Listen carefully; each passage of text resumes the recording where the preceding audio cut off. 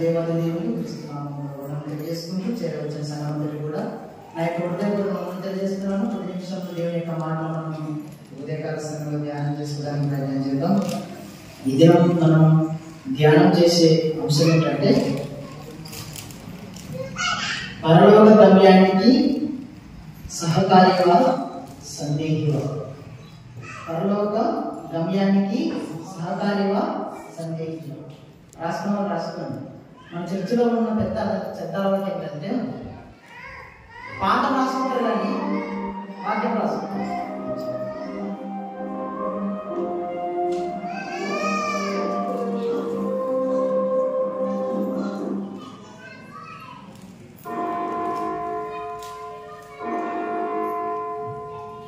మన చర్చిలో ఉన్న పెద్ద అలవాటు ఏంటంటే పాటలు బాగా బుక్కులే రాసుకుంటారు కానీ వాక్యం మాత్రం ఎవరు రాసుకోరు.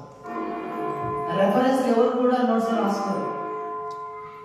ఇప్పుడు చెబుతున్న అంశం మీరు చక్కగా నోట్స్ రాసుకుంటే రేపు పొద్దున మీకు ఉపయోగపడుతుంది చెప్పడానికి. మీరు ఏం రాసుకోకుండా అలా వింటే రేపు మీరు ఏం చెప్పాలన్నా మీ మనసుకు రాదు, ఏమి గుర్తుకు రాదు. మేమైతే ఎవరు చెప్పినా రాసుకుంటాం కానీ ఎవరు రాసుకోదు. ఆడపిల్లకి అసలు గుర్తుగా రాసుకుంటారు. దేవుడి వాక్యం కంపల్సరీగా ఇప్పుడు నేను ఇది రాసుకున్నాను, ఇది కొంచెమే కనపడుతుంది కానీ నా మైండ్లో చాలా ఉంటుంది. అలా మీరు కూడా ప్రతిదీ కూడా రాసుకుంటే ఏదైనా చెప్పడానికి మనకు అవకాశం ఉంటుంది. కాబట్టి ఈ సమయంలో మనం ధ్యానం చేసే అంశం పరలోక గమ్యానికి సహకారివా సందేహివా. ఇప్పుడు ఈ అంశాన్ని కొంచెం ఒక 5 నిమిషాలు దాని అర్థం భావం నేను చెప్తాను.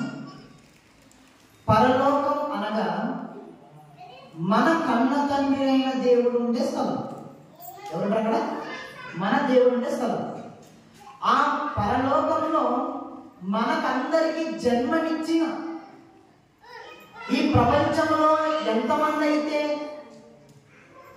మనుషులుగా పిలువబడుతున్న వారు ఎవరైతే ఉన్నారో మనందరూ కూడా మనందరికీ ఒక తండ్రి ఉన్నాడు, మనందరికీ ఒక దేవుడు ఉన్నాడు. ఆయనే యెహోవా. ఏం పేరు? యెహోవా. ఆయన ఎక్కడున్నాడంటే పరలోకంలో ఉన్నాడు. ఆ పరలోకం నుండి మనము ఈ లోకానికి వచ్చాము. అది మర్చిపోకూడదు. మీరు ఎక్కడి నుంచి వచ్చాము? మనము పరలోకం నుండి ఈ లోకానికి వచ్చాము. మన తండ్రి దేవుడు, మన ఇల్లు పరలోకం. మన తండ్రి దేవుడు, మన ఇల్లు పరలోకం. పరలోకం నుంచి ఈ లోకానికి తల్లి గర్భం ద్వారా ఈ భూమి మీదకి రంగ ప్రవేశం జరిగింది. ఈ నేలపై, ఈ భూగడ్డపై ఇక్కడ కూర్చున్న నీవు, నేను, మనంతా కూడా ఒకప్పుడు ఎక్కడ ఉన్నామంటే సాక్షాత్తు నిన్ను కన్న పరమ తండ్రి హృదయంలో ఉన్నాం. అర్థమవుతానే? మన రాక, మన జన్మ ఎక్కడ ప్రారంభమైంది అంటే చెప్పాలంటే పరలోకంలో ప్రారంభమైంది మన జన్మ. మన పుట్టుక పరలోకంలో మొదలైంది. ఎక్కడున్నాం పరలోకంలో అంటే దేవుడి మనసులో, దేవుని గర్భాన మనమంతా కూడా ఉన్నాం. మనలను దేవుడు ఏం చేశాడంటే ఆయా కాలాలలో వారి మధ్య మనలందరూ కూడా పుట్టించాడు. ఇప్పుడు మన ఇల్లు ఏది చెప్పండి? మన ఇల్లు ఏది? పరలోకం. మన దేవుడు మన తండ్రి, మనకు నిజమైన తండ్రి. మీరు కాదు నిజమైన తల్లిదండ్రులు, నిజమైన తండ్రి ఉన్నాడు. నాకు నా నాన్న తండ్రి అయితే ఆ నాన్నకు వాళ్ళ నాన్న తండ్రి అయితే వాళ్ళ నాన్నకి ఇంకో తండ్రి అయితే వాళ్ళ నాన్న అలా అయిపోతే అందరికీ ఒకే ఒక తండ్రి, ఆయనే పరలోకం ఉన్నాడు. ఆ తండ్రి గర్భా నుంచి వచ్చిన మనమంతా కూడా తిరిగి అక్కడికే వెళ్ళాలి కదా. మనమంతా వెళ్ళాలవుతాం. ఎమ్మినూరు ప్రాంతానికి వెళితే ఇప్పుడు చర్చి ముగించిన వెంటనే చాలా మంది ఎమ్మినూరు ప్రాంతానికి వెళ్ళి సంత చేసుకొని అక్కడే ఉంటారు. మనం వస్తాం. ఎందుకు వస్తాం? ఇది మన ఊరు కాబట్టి, మన గ్రామం కాబట్టి, మన ఇల్లు ఇక్కడ ఉంది కాబట్టి మనం వచ్చాం. అలానే పరలోకం నుంచి బయలుదేరిన మనం తిరిగి అక్కడికే మరలా వెళ్ళిపోతాం. ఇది మన గమ్యం. మన గమ్యస్థానం పరలోకం. మనం చేరవలసిన స్వర్గం. మన దేవుడు పరలోకంలో వెళ్ళిపోవాలి. ఏదో ఒక రోజు పరలోకానికి వెళ్ళిపోవాలి. అయితే ఈ భూమి మీదకి వచ్చిన మనకు దేవుడు కొంచెం పని చెప్పాడు. ఏం చెప్పాడు? పని అప్పగించాడు మనందరికీ. భూమి మీద నివసిస్తున్న ప్రతి మనిషికి ఒక పని, ఒక బాధ్యత అప్పగించాడు మనకి. ఏంట బాధ్యత అంటే, పరలోకానికి చేరుకోవాలంటే, పరలోకానికి వెళ్ళాలంటే, మన ఇంటికి మనం వెళ్ళిపోవాలంటే, మన గృహానికి మనం వెళ్ళిపోవాలంటే, మన తండ్రిని చూడాలనుకుంటే ఖచ్చితంగా ఆ బాధ్యతను తప్పకుండా పాటించాలి. ఇంకొక ఉదాహరణ చెప్తాను. ఈరోజు చాలా మంది తల్లిదండ్రులు కొంతమంది వారి పిల్లలను చూడడానికి హాస్టల్కి వెళ్ళింటారు కదా. హాస్టల్కి వెళ్తాం మనం శనివారమా లేదంటే ఆదివారం వీలైతే మనం పిల్లల దగ్గరికి, అంటే మన పాపలో, మన తమ్ముళ్ళలో, మన అన్నలో వాళ్ళ దగ్గరికి వెళ్తాం చూడడానికి. ఎందుకు వెళ్తాం మనము? చెప్పండి, ఎందుకు వెళ్తాం? చాలా రోజులైంది కాబట్టి చూడలేక మనస్సు గుబురుగుబులవుతుంది. ధ్యాసంతో వాడి మీద ఉంది, ధ్యాసంతో తన మీదే ఉంది. ఎలా ఉన్నాడో, బాగున్నాడో, తిన్నాడో, పడుకున్నాడో, సరిగ్గా ఎలా ఉన్నాడని మనం వెళ్ళి హాస్టల్కి వెళ్ళి చూస్తాం. అలానే మన తండ్రి కూడా నీవు రావాలని మనమంతా కోరుకున్నాడు తండ్రి. ఎక్కడికి రావాలని? పరలోకానికి రావాలని. మరి పరలోకానికి రావాలంటే ఊరికే అవుతుందో చెప్పండి? అమ్మ మిమ్మల్ని అడుగుతున్నాను, పరలోకానికి పోవాలంటే ఊరికే అవుతుందా? అంత ఈజీగా పరలోకం అంటే? బస్సులో టికెట్ తీసుకుంటేనే ప్రయాణం చేస్తాం, ట్రైన్లో టికెట్ తీసుకుంటేనే ప్రయాణం చేస్తాం, విమానంలో టికెట్ తీసుకుంటేనే ప్రయాణం చేస్తాం. ఏది ఏమైనా ఈ లోకంలో ఇన్ని అర్హతలు, ఇన్ని కండిషన్లు, ఇంత క్రమంగా ఉంటే దేవుడి దగ్గరికి వెళ్ళాలంటే ఇంకెంత క్రమం ఉంటుంది చెప్పండి?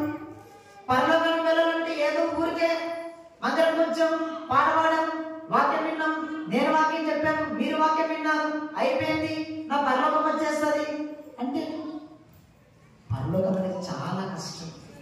శ్రమ లేనిదే పరలోక రాజ్యం రాదు, ప్రాణం పెట్టనిదే పరలోక రాజ్యం రాదు. అందుకోసం ఈ లోకంలో ఉన్నప్పుడు, ఈ భూమి మీద మనం జీవిస్తున్నప్పుడు దేవుడు మన మీద పెట్టిన, ఈ భుజస్కంధముల మీద దేవుడు పెట్టిన గొప్ప భారం ఏంటో ఈ రోజు మనం ధ్యానం చేద్దాం. ఒకసారి అందరూ పరిశుద్ధ గ్రంథం కూడా తీతుకు రాసిన పత్రిక 1వ అధ్యాయం, క్షమించండి 3వ అధ్యాయం 8వ వచనం. తీతుకు రాసిన పత్రిక 3వ అధ్యాయం 8వ వచనం స్పష్టంగా చదివేవాళ్ళు. ఈ మాట నమ్మదగినది కనుక దేవుడి యందు విశ్వాసం ఉంచిన వారు సత్క్రియలను శ్రద్ధగా చేయడందు మనసుంచినట్లు నీవి సంగతుల గురించి దృఢముగా చెప్పుచుండమని కోరుచున్నాను. చాలు అమంతా నాకెళ్ళి చూడండి, నాకెళ్ళి. దేవుడు తిమోతికి, అపోస్తుడైన పౌలు చేత తిమోతికి రాయించిన మాట. ఏం రాయిస్తున్నాడు తెలుసా? తీతుకు, తీతను ఒక భక్తిపరుడు, ఏం పేరమ్మా? తీతు. తిమోతి గారు తీతు. ఈ తీతు అనే భక్తుడికి అపోస్తుడైన పౌలు గారు రాస్తున్నారు ఉత్తరం. ఏమని రాస్తున్నారంటే ఆ ఉత్తరంలో, తీతు నీవు చెబుతున్న మాట చాలా నమ్మదగినది, నీవు ప్రకటిస్తున్న సువార్త చాలా నమ్మదగినది. అందరు నాకేం చూడాలి? అందరు నాకేం? నా కళ్ళంతా మీ మీద ఉంటాయి, మీ కళ్ళంతా నా మీద ఉండాలి. ఇక్కడ రాయబడిన మాట ఏంటంటే, తీతుకు ఒక మాట చెప్తున్నాడు పౌలు అనే భక్తుడు. ఏమని ప్రకటిస్తున్నాడు? సత్క్రియలను దృఢముగా ప్రకటించు, శ్రద్ధగా. తీతు, దేవుడి వలన ఏదైతే నీ చేతికి అప్పగించబడిందో సువార్త, ఆ సువార్తను గట్టిగా పట్టుకొని దృఢముగా చెప్పాలి. నువ్వు గట్టిగా చెప్పు సువార్తని లోకానికి అంటున్నాడు. ఈ లోకానికి నశిస్తున్న ఆత్మలు ఎందరైతే ఉన్నారో, వాక్యము తెలియకుండా దేవుడంటే తెలియని వారు, యేసన్న వారు, అసలు యేసుక్రీస్తు ఎవరో తెలియని వారు చాలా మంది లోకంలో ఉన్నారు. అలాంటి వారి దగ్గరికి వెళ్ళి గట్టిగా చెప్పు వారికి, ఓ తీతు కూర్చున్న చోటనే కూర్చోకు, లే వెళ్ళు, సువార్త ప్రకటించు, మనస్సులో ఏదైతే దేవుడికి చెప్పాడో ఆ మాటలన్నీ కూడా చెప్పు అంటున్నాడు. సత్క్రియలు, సత్క్రియలు అంటే మంచి పనులు. సత్క్రియలంటే మంచి పనులు. వాక్య ప్రకారంగా ఆలోచించాలంటే సత్క్రియలు అంటే వాక్య సంబంధమైన క్రియలు. సత్క్రియలు అంటే వాక్య సంబంధమైన క్రియలు. వాక్య సంబంధమైన క్రియలను మనసులో పెట్టుకోవాలంట. వాక్య సంబంధమైన క్రియలు అంటే ఏంటి? మళ్ళీ సత్క్రియ అంటే వాక్య సంబంధమైన క్రియ. మరి వాక్య సంబంధమైన క్రియ అంటే చెప్పండి, ఏంటి వాక్య సంబంధమైన క్రియలు అంటే? ఇంకొక చెప్తాను. ఆహారం లేని వారికి ఆహారం పెట్టడం, బట్టలు లేని వారికి బట్టలు ఇవ్వడం, అనారోగ్యం చేత బాధపడవచ్చు ఎందరో హాస్పిటల్లో చికిత్స పొందుతున్న వారికి సహాయం చేయడం, రోగాలతో ఉన్న వారిని బాగు చేయడం, దిక్కుమారిన వారిని ఇంట చేర్చుకోవడం, ఇది ఒక రకమైన సూచక్రియ. మరొక రకమైన సూచక్రియ ఏంటంటే సేవలో సహకారం ఇవ్వటం సూచక్రియ.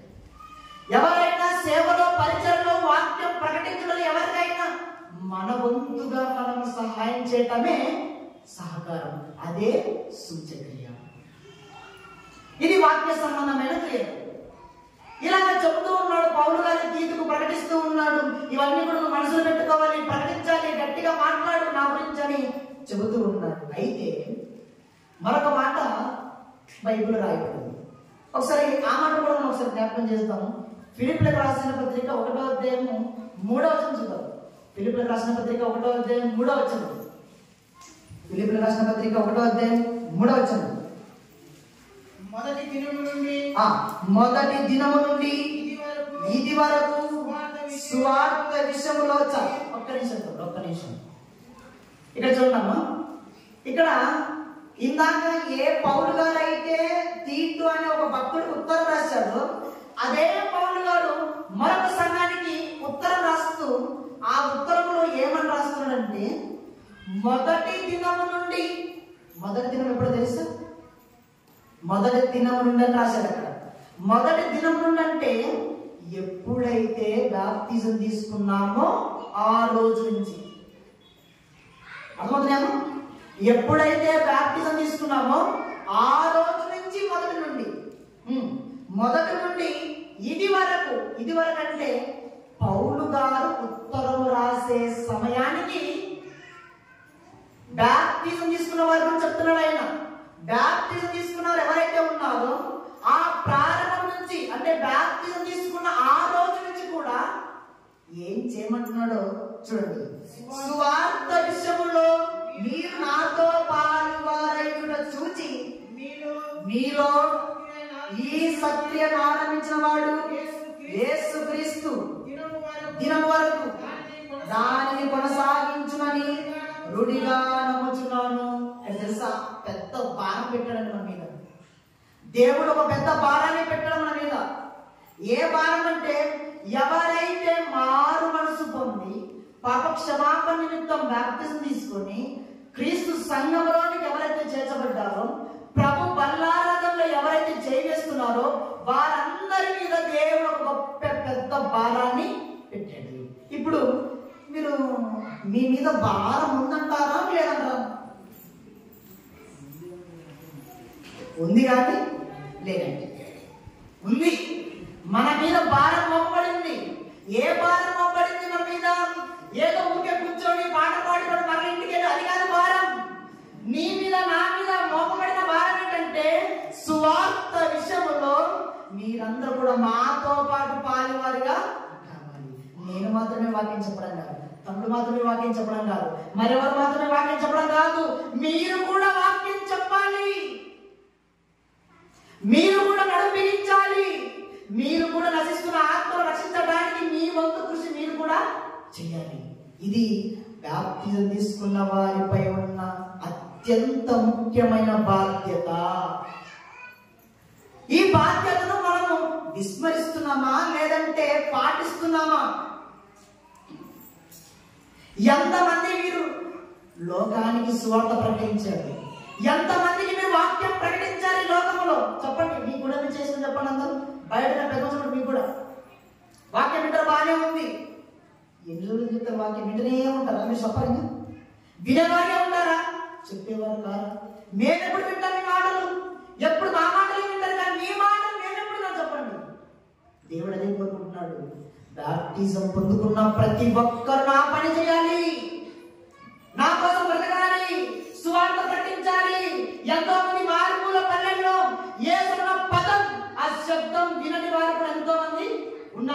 వాళ్ళు చచ్చిపోతే ఎక్కడికి వెళ్ళిపోతారు? నరకానికి వెళ్ళిపోతారు. వారు మరణిస్తే ఆరని అగ్నిగుండంలోనికి పగ మండే మంటల్లోనికి వారి ఆత్మ వెళ్ళిపోతుంది. నువ్వైతే రక్షింపబడ్డావు, నువ్వైతే బాప్తిసం తీసుకున్నావు, నువ్వైతే సంఘంలోకి చేర్చబడ్డావు, నువ్వైతే పరలోకానికి వెళ్తావు. మరి అని వాళ్ళ సంగతి ఏంటి? వాళ్ళు రక్షించవలసిన బాధ్యత మన మీదే ఉంది. రక్షించవా? వారి కోసం వాక్యం ప్రకటించవా? వారిని కాపాడవా? ఎవరు ప్రకటిస్తారు చెప్పండి? వాళ్ళకి చెప్పండి, ఎవరు ప్రకటిస్తారు? అమ్మ మీరు ఎవరు ప్రకటిస్తారు? నేను మిమ్మల్ని అడుగుతున్నాను, బయట కాదు. నేను మిమ్మల్ని అడుగుతాను, నా తల్లులను నా సంఘంలో ఉండే వారిని అడుగుతున్నాను. మీరు ప్రకటిస్తారా ప్రకటించారా చెప్పాలి. తేలిపోండి వాక్యం. మీరు ప్రకటిస్తారా? సువార్తను ప్రకటించేవారు మీలో ఉన్నారా? దేవుడి సేవ కొరకు మీ ధనం క్యాష్ కావాలి. ఇక్కడ క్యాష్ ఖర్చు పెట్టాలి, ధనం ఖర్చు పెట్టాలి, ఆస్తులు ఖర్చు పెట్టాలి. దేవుడి సేవ అంటే ఊరికే జరిగిపోదు. దేవుడి సేవ అంటే డబ్బు పెడితేనే సేవ ముందుకి. వాక్యం ప్రకటించాలన్నా మైకు ఉండాలి. మైకు రావాలంటే ఏముండాలి? క్యాష్ కావాలి. మైకు లేకపోతే వాక్యం ప్రకటించలేము, డబ్బు లేకపోతే మైకు రాదు. సువార్త వినిపించబడాలంటే, సువార్త చేరిన వారికి అందాలంటే మన వంతు, మన కృషి, ధన సహాయం చేయాలి. తర్వాత ఏదో వ్యక్తిగతంగా వారిని ఆదుకోవటమో మరొకటి ఏదో ఒకటి చేయాలి. అది దేవుడు మన మీద పెట్టిన బాధ్యత. మరి బాధ్యత మనం చేస్తున్నా చెప్పండి. నెలలో మొదటి వారం రాగానే సంఘం అంతా నిండిపోయి ఆడిపోతుంది. సంఘం చర్చి అవతలకి వెళ్ళిపోతుంది. అవసరమైతే శతకంలో కూడా ఉంటారు చాలా మంది జనాలు. ఈరోజు ఏం లేదు కాబట్టి ఖాళీ ఉంది. మా ఊళ్ళంతా కూడా 10 మంది కంటే 10 మంది కంటే ఎక్కువ లేదు. శ్రీశైలమే ఎక్కువ ఉంది. పురుషులందరూ కూడా తక్కువే, స్త్రీలు కూడా తక్కువే. అదే మొదటి ఆదివారం బల్లాలంటే ఆ రోజు ఏదో మనం ఏదో ఉద్ధరించినట్టు, ఆ రోజు ఏదో మనం ఏదో విజయం సాధించినట్టు, ఆ రోజు అందరూ కూడా దెబ్బలు సంఘమంతా నిండిపోయి పట్టణంతగా ఉంటుంది. కానీ మిగతా రోజులే అంటే మనకు అర్థం కావాల్సింది ఏంటంటే, ప్రియమైన దేవుని వల్ల ప్రతి ఆదివారం ఖచ్చితంగా తప్పక పోడుకోవాలి. సన్నిధిలో ఖచ్చితంగా నీకు ఎన్ని పనులు ఉన్నాయి, నీకు 100 పనులు ఉంటాయి, నీకు ఎంతో ఇంపార్టెంట్ వర్క్ ఉంటుంది. కానీ దేవుడి కంటే ఇంపార్టెంట్ వర్క్ ఏం కాదు కదా. ఒకవేళ దేవుడి కంటే ఆ పనికే ఎక్కువ విలువిస్తే నువ్వు బల్లారం తీసుకున్నా దండగే, నువ్వు సన్నిధికి వచ్చినా దండగే, నువ్వు ప్రార్థన చేసినా దండగే, నువ్వేమి చేసినా అన్ని వ్యర్థమే. దేవునికి ఇవ్వాల్సిన ప్రాధాన్యత ఎక్కడున్నా తెలుసు? మొదటి ప్రాధాన్యత దేవుడికి ఇవ్వాలి. ఆ తర్వాతనే మన పని. మన పని తర్వాత దేవుడికి నేను పని చేస్తానంటే కుదరదు. ఇక్కడ దేవుడి రాజ్యానికి నాట్ అలౌడ్. ఎవరైతే నా పని చేస్తారో, నాకు మొదట నాకెవరైతే ప్రాధాన్యత ఇస్తారో వారు మాత్రమే అందుకోసం ఈ సమయాలు నాకంటే తల్లినైనను తండ్రినైనను వారి బంధుమిత్రులు ఎవరైనా నాకంటే ఎక్కువగా ఎవరైతే ప్రేమిస్తారో వాడు నాకేం కాడు, పాత్రుడు కాడు. నాకంటే ఎక్కువ ప్రేమిస్తావు. నీకోసం ప్రాణం పెట్టింది నేనైతే, నీకోసం ప్రాణత్యాగం చేసింది నేనైతే, నీకోసం నువ్వు చేసిన పాపానికి, నువ్వు చేసిన ఘోరానికి, నువ్వు చేసిన తప్పుడు చేస్తకు నా దేహం బలైతే నన్ను ప్రేమించకుండా, నీకోసం ఏ పని చేయకుండా, నీకోసం ఏ త్యాగం చేయని వారి కోసం ఏం చేస్తానంటున్నావు? మొదటి ప్రాధాన్యత వాడికి ఇస్తున్నాను. ఇప్పుడు మనకి ఏమర్థం అవ్వాలి? మన మీద ఏం మోపడిందమ్మా చెప్పండి. ఏం మోపడింది మన మీద? మీరు చెప్పాలి. ఏం మోపడింది మన మీద? సువార్త భారం మోపబడి ఉంది. ముసలు కదా బాబు, మేమెట్లా చెప్పాలి వాక్యం అంటారా? మీరు చెప్పలేరు నాకు తెలుసు, కానీ మీ సహకారం చాలా అవసరం. మీరు చెప్పకపోయినా పర్వాలేదు, కానీ మీ వంతు కృషి దేవుడి సేవకు మీరు ఖచ్చితంగా సహాయం చేయాలి. అందుకోసం సువార్త ప్రకటించకపోతే నష్టం ఏం జరుగుతుందో తెలుసా? సువార్త ప్రకటించకపోతే జరిగే నష్టం ఏంటో ఒకసారి బైబిల్ చూడండి. రోమపత్రిక 10వ అధ్యాయం చేయండి ఒకసారి. రోమపత్రిక 10వ అధ్యాయం 14 వచ్చింది. రోమపత్రిక 10వ అధ్యాయం 14 వచ్చింది.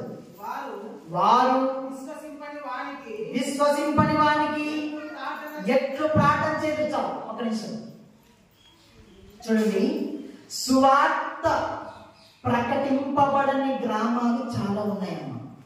అమ్మ నాకే చూడండి, సువార్త అంటే ఏంటంటే యేసుక్రీస్తు మరణం, సమాధి, పునరుత్థానం. అంటే చనిపోయాడు, సమాధి చేయబడ్డాడు, తిరిగి లేచాడు.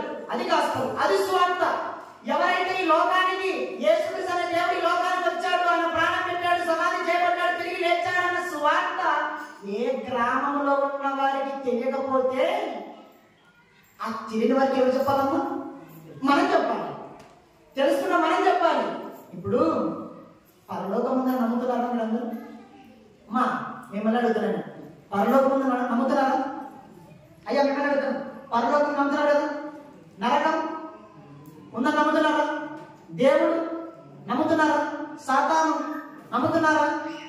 అన్ని నమ్మినప్పుడు పరలోకం ఉందని నమ్మినప్పుడు, దేవుడు ఉన్నాడని నమ్మినప్పుడు, నమ్మని వారికి, తెలియని వారికి ఎవరు చెప్తారు? నువ్వు నమ్మే బాగానే ఉంది, నమ్మని వారికి ఎవరు చెప్తారు? మనం చెప్పాలి. అందుకోసం అంటున్నాడు, ఎవరైతే నమ్మలేదో, ఎవరైతే సువార్త తెలియదో మరి ఎట్లా విశ్వసిస్తారు చెప్పు? నువ్వేమో నా దేవుడు నిజమైన దేవుడు నువ్వు అంటున్నావు, వారేమో కాదంటున్నారు. ఇప్పుడు ఎవరు చెప్పాలి నిజమైన దేవుడని? నువ్వే చెప్పాలి. నువ్వే గొంతు చించుకొని నడుము బిగించి పదా సువార్త ప్రకటన చేద్దాం. ఏ రోజు అన్నారా చెప్పండి? మీ నోటి నుంచి ఒక మాట ఎప్పుడైనా అన్నారా? అలాంటి మాటలు ఎందుకు మాట్లాడతాం మనం? అలా కొలాయి కట్టకాడా, కొలాయి పట్టుకునే కాడా, చేళ్లలో, ఇళ్లలో, పక్కింటల గురించి, ఎదురింటల గురించి, ఆ ఇంటల గురించి, ఈ ఇంటలు ఆల వారిలో ఉన్నారు, ఈ ఇళ్ళలో ఉన్నారు, ఈ మాటలే మాట్లాడతాం. కానీ సువార్త ప్రకటించాలి మనం. ఒకరోజు ఆలోచన చేశారా?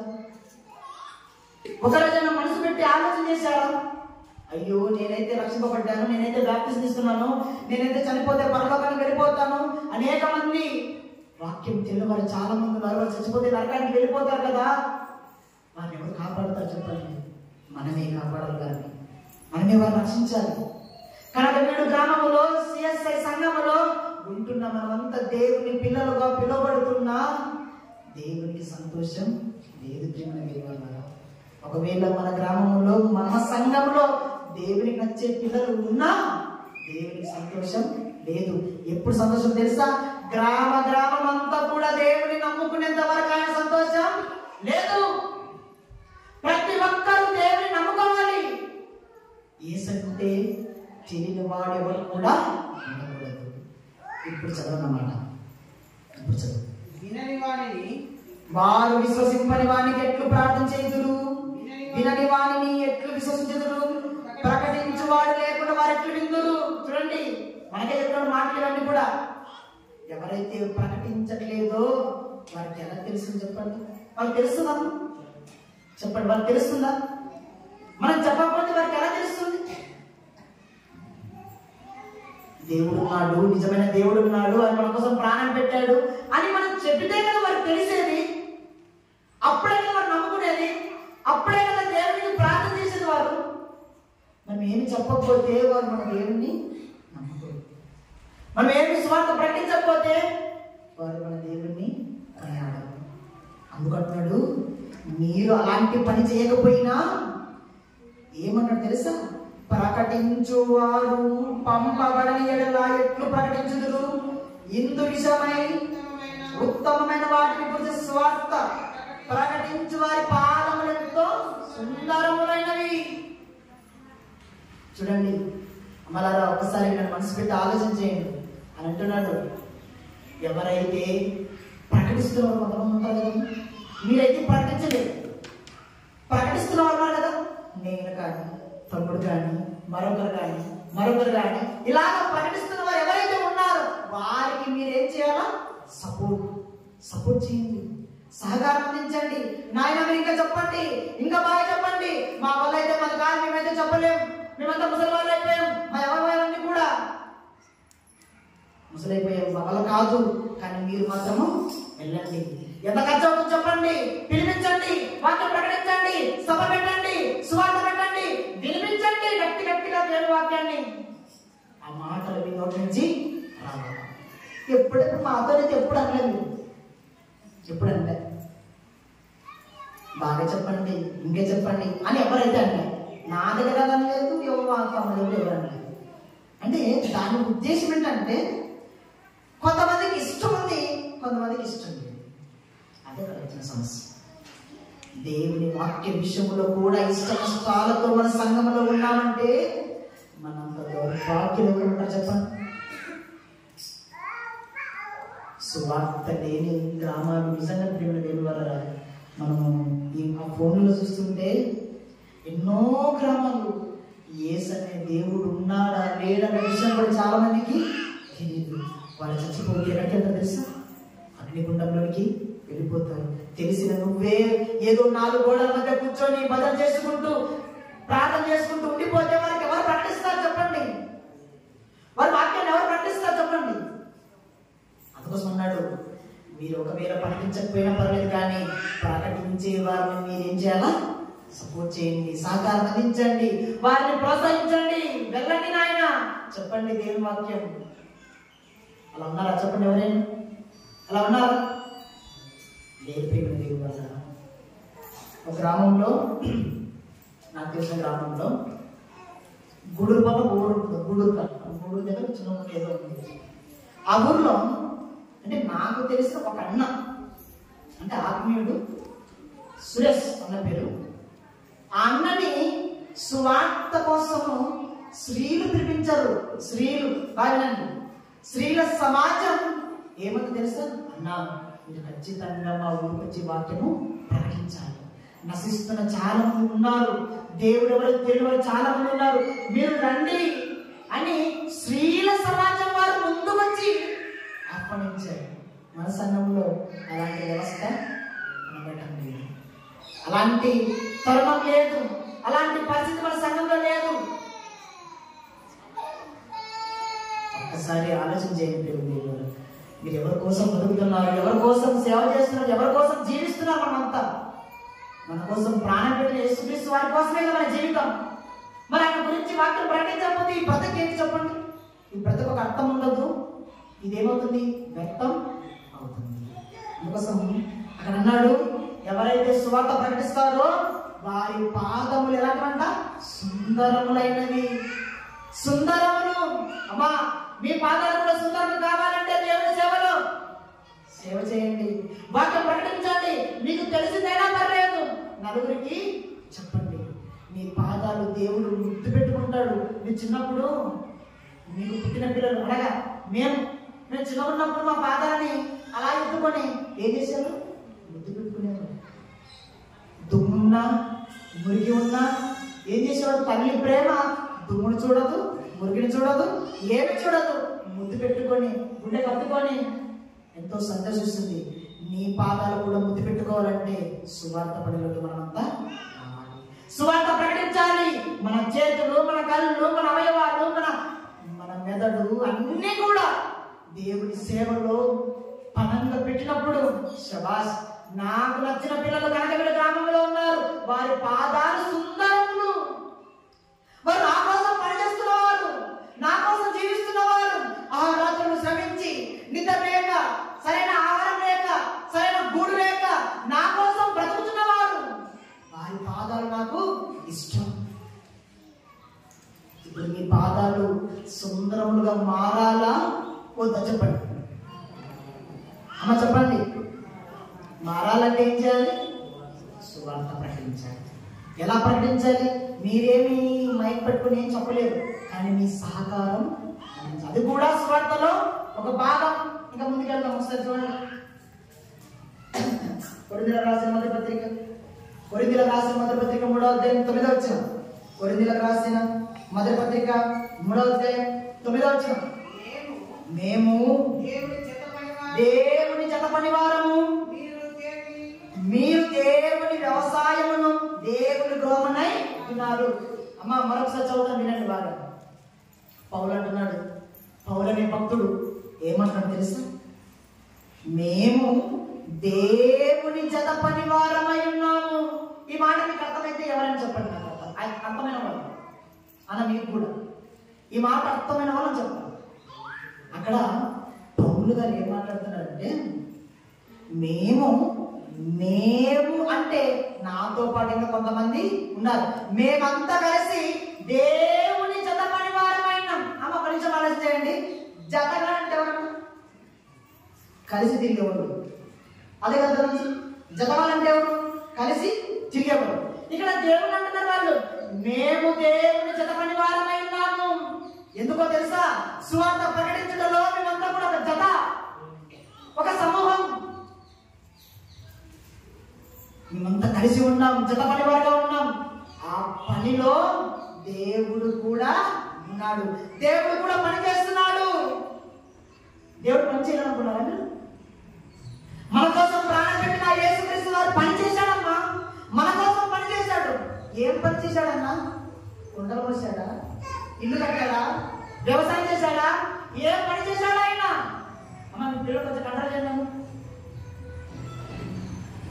దేవుడు కూడా పనిచేశాడు. అందుకని పౌలు అంటున్నాడు, మేము దేవుని జత పని వారమై ఉన్నాము. మాతో పాటు దేవుడు కూడా సువార్త ప్రకటిస్తున్నాడు జనాలకి.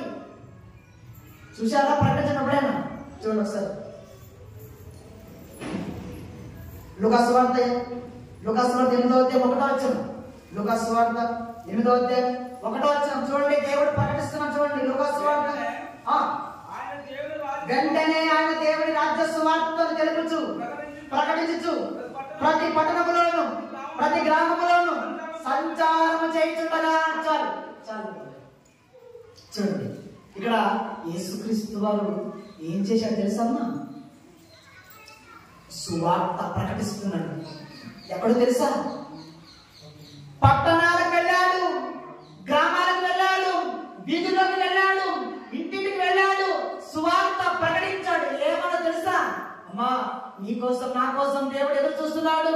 రండి మారండి, మార్పు చెందండి, పరలోక రాజ్యం సమీపించి ఉన్నదని యేసుక్రీస్తు వారు ప్రతి డోరు తలుపు తట్టి అమ్మ మారండి, అయ్యా మారండి అని ఆ రోజే యేసుక్రీస్తు వారు గొంతెత్తుకొని సువార్త ప్రకటించాడు.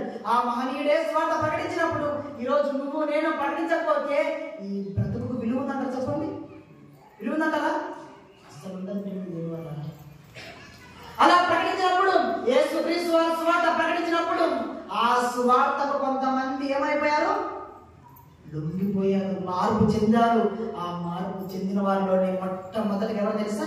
12 మంది శిష్యులను పట్టుకున్నాడు ఆయన. యేసుక్రీస్తు వారు 12 మంది శిష్యులను పట్టుకున్నాడు. రండి అయ్యా, చేపలు పట్టేవారు కాదు, ఇప్పటి నుంచి మిమ్మల్ని మనుషులు పట్టే జాగ్రత్తగా చేస్తాను రండి. ఎలాగండి మనుషులు పడతాం మనము? ఎలాగ పట్టాలి మనుషులు అంటే? సువార్త ద్వారా. సువార్త అనే వర ద్వారా పాపములో, అపరాధములో, నికృష్టమైన నీచమైన జీవితంలో కూరుకుపోయిన అనేక మందిని కాపాడడానికి సువార్త వర ద్వారా అందరినీ కాపాడదాం రండి. 12 మంది శిష్యుల్ని యేసు వెనక పెట్టుకొని కదిలాడండి మహానుభావుడు యేసుక్రీస్తు వారు. వారిలో ఎవరో తెలుసా? ఆ 12 మంది ఎవరు తెలుసా? స్త్రీలు కూడా ఉన్నారు. ఆ 12 మంది స్త్రీలో, ఆ 12 మంది పురుషులలో స్త్రీలు కూడా స్వార్థ ప్రకటించారు. అక్కడ కింద 12 మంది శిష్యులను, అపవిత్రాత్మలను, వ్యాధులను పోగొట్టబడిన కొందరు స్త్రీలను, అనగా 7 దయ్యములు వదిలిపోయిన మగ్దలేనే అనబడిన మరియు హేరోదు యొక్క గృహ నిర్వాహకుడకు పూజా భార్యకు యోహన్నాయు సుసన్నాయు ఆయనతో కూడా ఉండేది. వీరును ఇతర అనేకులను తమకు కలిగిన ఆస్తితో వారికి ఉపచారం చేయించు వచ్చేది. ఎంత మంచి మాట తెలుసు. 12 మంది శిష్యులు మాత్రమే కాదంటండి, వారితో పాటు స్త్రీలు కూడా ఉన్నారు. స్త్రీలు మాత్రమే కాదు, ఎంతో మంది, కొంతమంది ఉన్నారు స్త్రీలు అక్కడ. అంటే చాలా ముఖ్యమైన వ్యక్తుల పేరు రాయించాడు దేవుడు, కానీ వారి వెనక చాలా మంది స్త్రీలు కూడా ఉన్నారు. చూడండి, పురుషులతో సహా వారితో పాటు మేమేం తప్పు కాదు, మేము కూడా దేవుని సువార్త ప్రకటిస్తాం అన్న స్త్రీలు కూడా ఆ రోజు ముందుకు అడుగు వేశారండి దేవుని వాక్యం ప్రకటించడానికి. ఇది చెప్పండి, మనం విన్నారు కదా, మన వచ్చిన శుభ్రం అది మాకు తెలుసు, మాకు లెక్చరర్ అయింది, పాఠాలు బోధించే ఒక లెక్చరర్. మీరు విన్నారు ఆ వాక్యం ఎలా ఉందో, మరి మీరెప్పుడు చెప్తారు అలాంటి వాక్యం? అదంటున్నాడు, సువార్త విషయంలో అందరి కూడా పని చేయాలి. సువార్త చెప్పి ఏంటయ్యా లాభం అని అంటారా?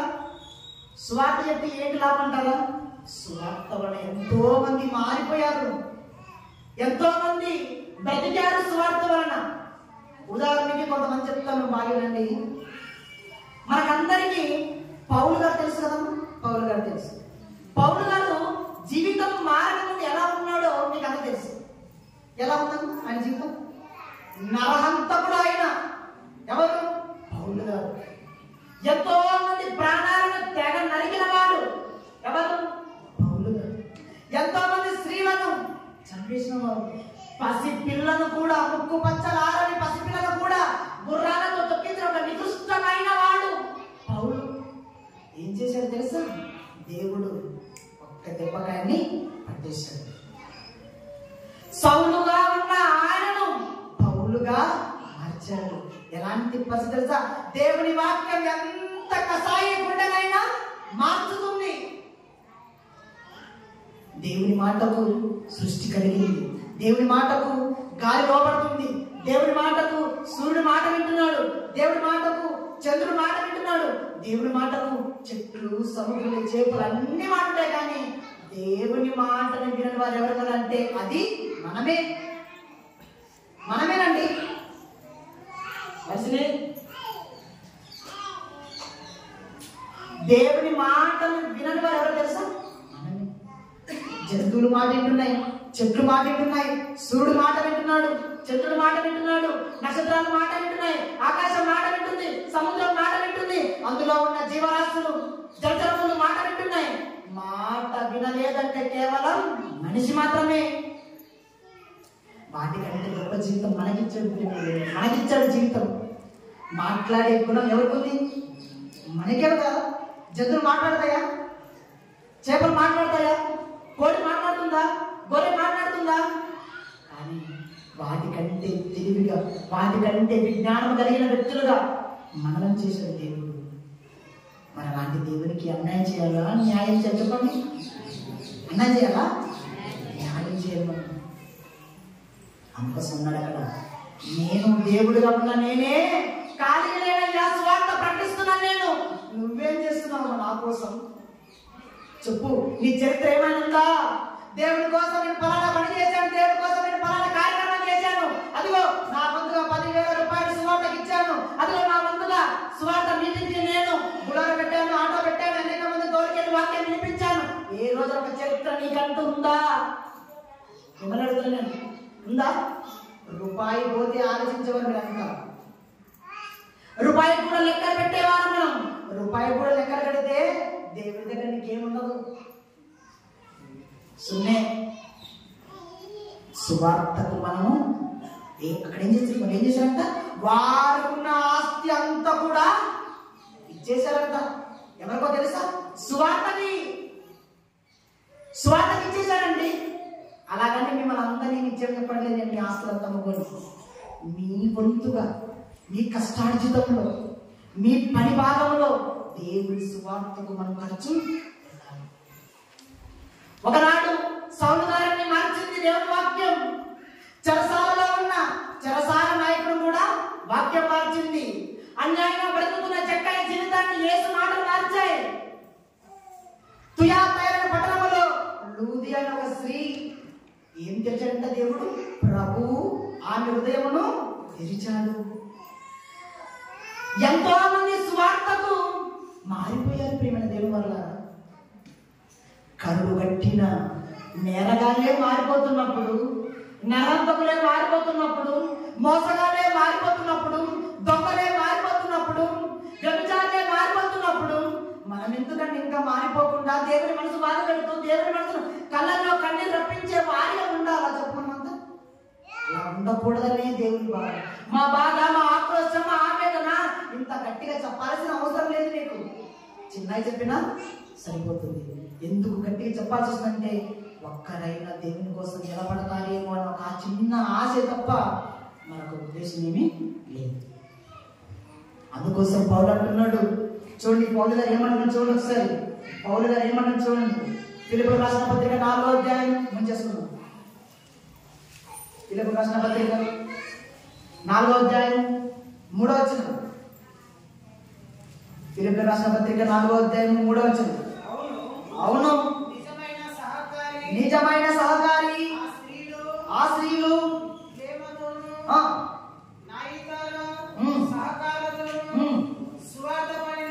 స్వార్థ పనిలో నాతో కూడా ప్రయాసపడిన వారు గనుక వారికి సహాయం చేయమని నేను వేడుకొచ్చున్నాను. నేను చదువుతాను స్పష్టంగా వినండి, బాగా వినండి. ఇక్కడ పౌలు గారు మాట్లాడుతున్నారు. ఎలాంటి మాట తెలుసా? సువార్త పని చేసే వారి గురించి మాట్లాడుతున్నారు. ఏమని? అవును నిజమైన సహకారి ఆ స్త్రీలు క్లెమెంతుతోనూ నా ఇతర సహకారులతోనూ సువార్త పనిలో నాతో కూడా ప్రయాసపడిన వారు గనుక వారికి సహాయం చేయమని నిన్ను వేడుకొచ్చున్నాను అంటున్నాడు. ఏం చేసి తెలుసా? స్త్రీలు కూడా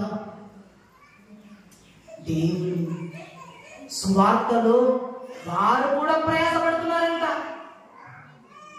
పౌలు మాత్రమే కాదు, పౌలుతో పాటు అనేక మంది స్త్రీలు కూడా బహు విధంగా శ్రమ పడుతున్నారు, ప్రయాసపడుతున్నారు. సంఘాన్ని చెప్తున్నాడు, అమ్మా అయ్యా సంఘసులారా, అదిగో నాతో పాటు సువార్త ప్రకటిస్తున్న స్త్రీలు చాలా మంది ఉన్నారు, వారికి మీ వంతు సహాయం చేయండి. వారి భార్య వదులుకున్నారు, పిల్లలు వదులుకొని, కుటుంబాలు వదులుకొని సేవ చేయడానికి వచ్చారు. వారిని మీరే కదా పోషించాల్సింది. అదే చెప్తున్నాడు పౌలు గారు. చెప్తున్న మహాజ్ఞానం ఈరోజు మనకు అర్థమైతే వల్ల సువార్త అంటే ఏంటో మనకు అర్థమైపోతుంది.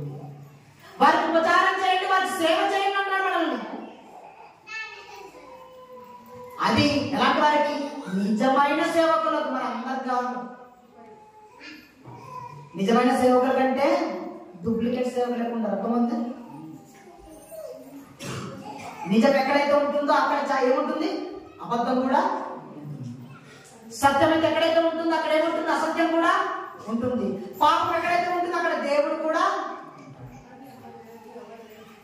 అదే అంటున్నాడు. ఏమన్నా తెలుసా? ఎవరైతే సువార్త పనిలో నాతో కూడా ప్రయాసపడినవారు కనుక వారికి సహాయం చేయమని నిన్ను వేడుకొనుచున్నాను. ఆ సహకారుల పేర్లు జీవ గ్రంథమందు రాయబడి ఉన్నవంట. ఎక్కడ రాయబడినట్టమ్మా? జీవ గ్రంథంలో రాయబడినవంట వారి పేర్లు. ఏం చేస్తే? సహకారం అందిస్తే. సహకారం, ప్రోత్సాహం, మీ ఎంకరేజ్మెంట్, మీ సలహాలు. చాలా మంది మన సంఘంలో పెద్దలు ఉన్నారు, కానీ నేను నిర్మోహమాటంగా చెప్తాను, ఎవరికి సలహా ఇవ్వరు. ఎవరు సలహా ఇవ్వరు మాకు. ఎక్కువ నేను చెప్పాను అనుకోండి, ఎక్కువ రోజులు దాదాపు ఈ మధ్య నేనే ఒక 5 మాట నేనే చెప్తుంటాను. ఈ మధ్య కొంతమందికి మీకు వచ్చింటది, కొంతమంది అనుకుంటారు కూడా. ఏమని? కొంత చెప్తాడా? చెప్పేవాడిని చెప్పనియరు, చెప్పేవారు లేరు. మరి ఎట్లా చెప్పండి? మీరే చెప్పండి, పరిష్కారం ఏంటి? అదే అన్నాడు, ప్రకటించేవారు ఉన్నప్పుడు వారి చేత మీరు ఏం చేయాలి? ప్రకటింపజేయండి దేవుని సువార్తను. వచ్చింది ఏంటి? నష్టం. వచ్చేది లాభమే తప్ప నష్టమేమి లేదు. ప్రియమైన దేవుని వారలారా, మీరు చేస్తూ సహకారం అందిస్తే చాలు, ప్రోత్సహిస్తే చాలు, మీ పేరు జీవ గ్రంథంలో రాయబడతాయంటున్నాడు ఆయన. పౌలు గారితో వెంబడించిన స్త్రీల పేర్లు, పౌలు గారి సేవకుడైతే స్త్రీలు ఏం చేసి తెలుసా? అలసిపోయినప్పుడు వారికి సహాయం చేయటం, వారికి ఆహారం చేయటం, వారికి అన్ని ఉపచారములు చేసినందుకే వారి పేర్లు ఎక్కడ రాయబడినంట?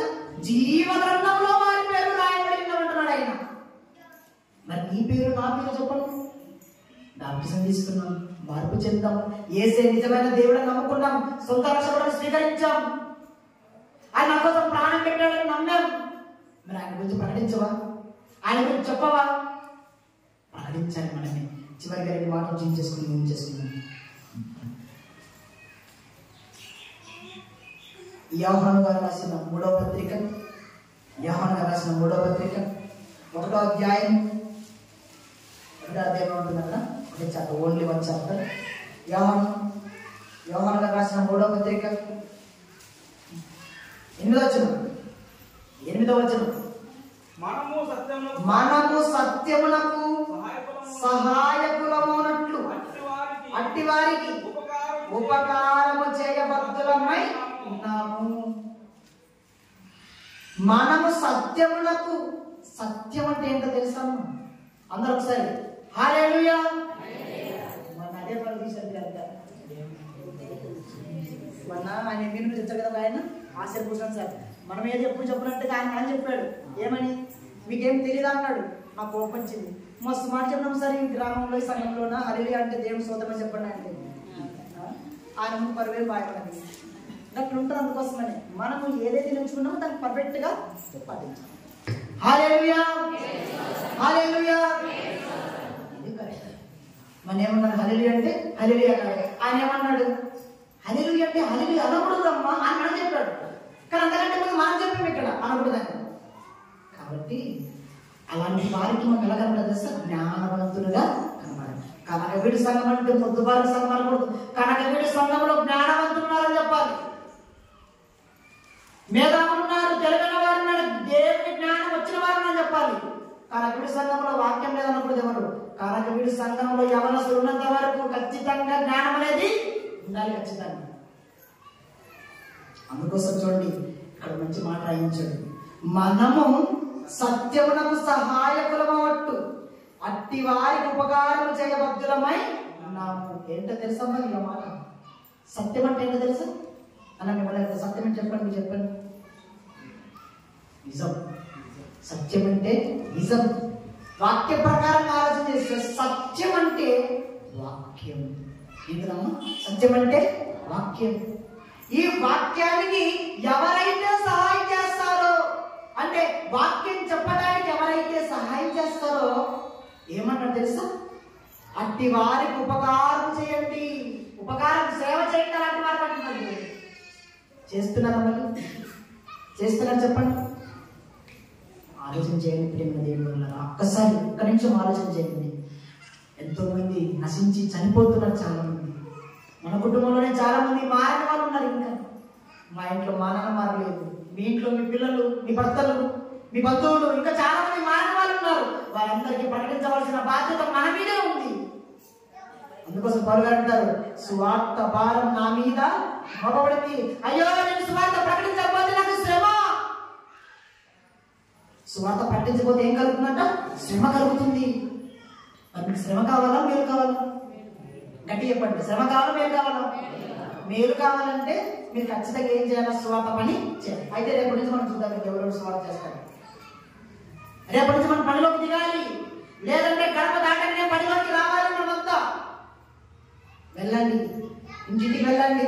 లేదంటే కరపత్రిక ముద్రించండి. సిఎస్ఐ సంఘం నుంచి కరపత్రిక ముద్రించి గ్రామ గ్రామానికి వెళ్ళి సువార్త ప్రకటించి, అది చెప్పాల్సిన అవసరం లేదు. కరపత్రిక ముద్రించి అనేక మంది ఇస్తే సువార్త ప్రకటించినట్లే. అలాంటి పని అయినా మనం చేద్దాం.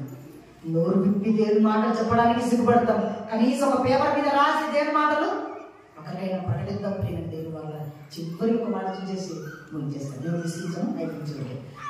కొరింథీయులకు రాసిన మొదటి పత్రిక 3వ అధ్యాయం 8వ వచనం.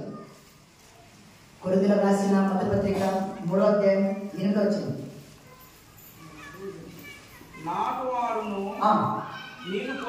నీరు పోయేవారును ఒకడే, ప్రతివాడు తాను చేసిన కష్టం కొలది జీతము పుచ్చుకొనుట.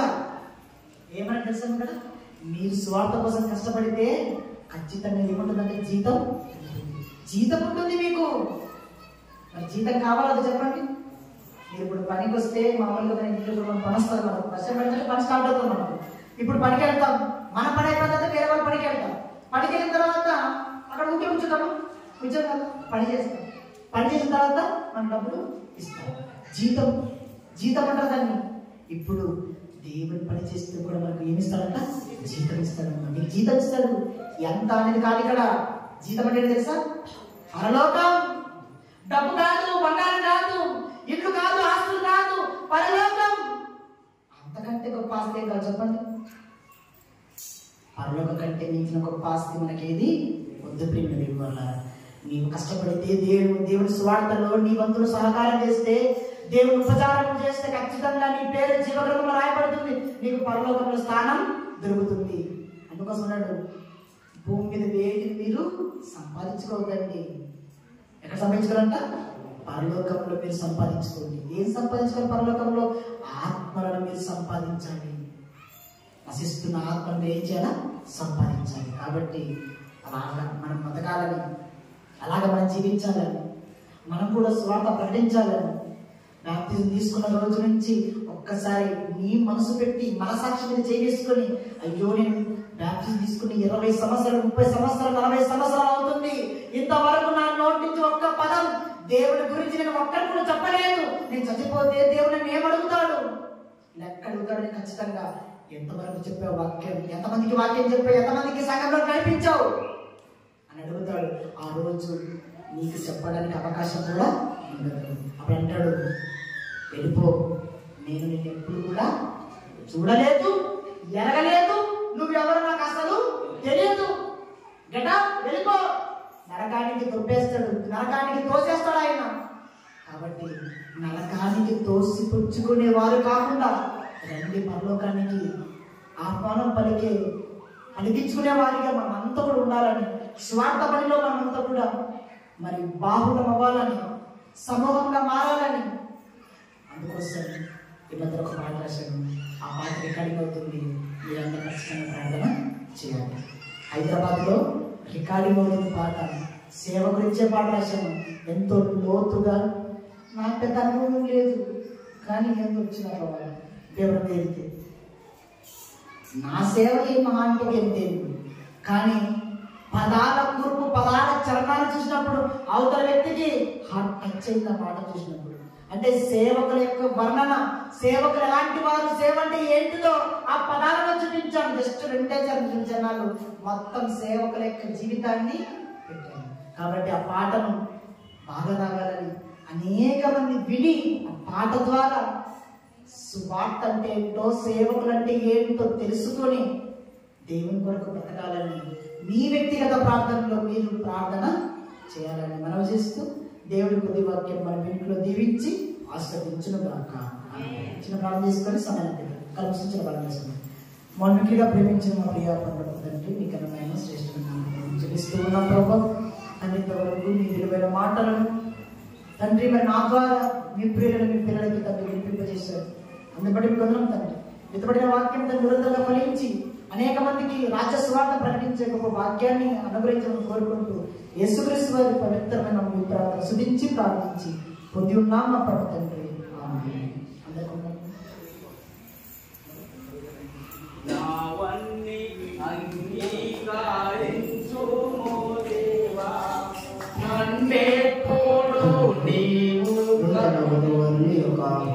కానుకలను పట్టవలసిందిగా తెలియజేస్తూ ఉన్నాం. జయంతో సామీలను వారి యొక్క సత్యమని వారిద్దరు కూడా కలిసి ఈ దినము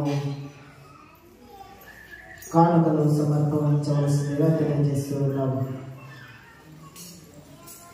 నావన్నీ అంగీకరించుము దేవా, నన్నే పోడు నీవు కరుణించు